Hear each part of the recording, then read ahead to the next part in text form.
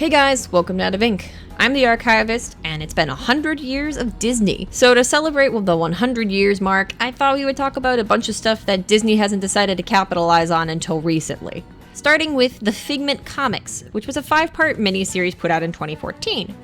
Figment and the Dreamfinder were characters from the Epcot experience a while ago. I don't really know much about them. I recognize the characters and I've seen videos on them by both Disney Dan and Defunctland. If you are interested more in those characters, I recommend checking out their stuff there.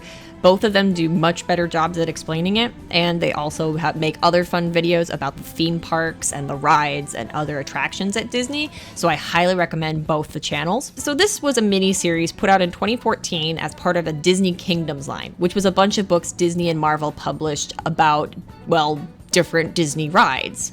So each miniseries was about 5 parts long, and Figment was no exception. So the basic premise of these books was giving the Dreamfinder a backstory, and it's pretty okay. This is set during the Industrial Revolution, where the Dreamfinder is in a position I think a lot of people, including myself, are in, of being very creative individuals trapped in highly practical jobs. Dreamfinder just wants to invent things and explore the whimsy of the mind, but all his boss wants is for him to make a new energy source. Which is important, but not fun when you want to make a brain machine, I guess.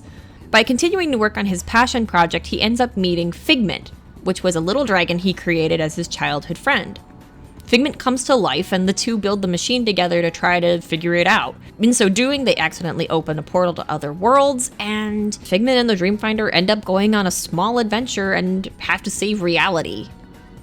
Well, at least London, but reality in following. When you break it down, it's a very sweet story of the whole idea of, I guess, that pure Disney vision of imagination and wonder and following your heart and all that good stuff against the forces of cruel reality and practicality. It's a wonderful message, and it's a really fun, it's a fun book. The art is really, really pretty. This was illustrated by Felipe Andrade, and it was written by Jim Zub, and it's a really nice little read. If you've ever seen a Disney property, you kind of know exactly what to expect from this, just in a more condensed 5 mini-series format.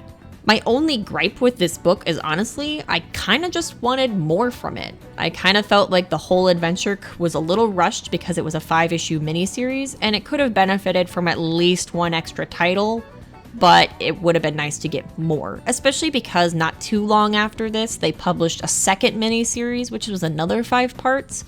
I wish the first time around they had just squished it together and done a 10-issue run to start, and then got to where they wanted to go.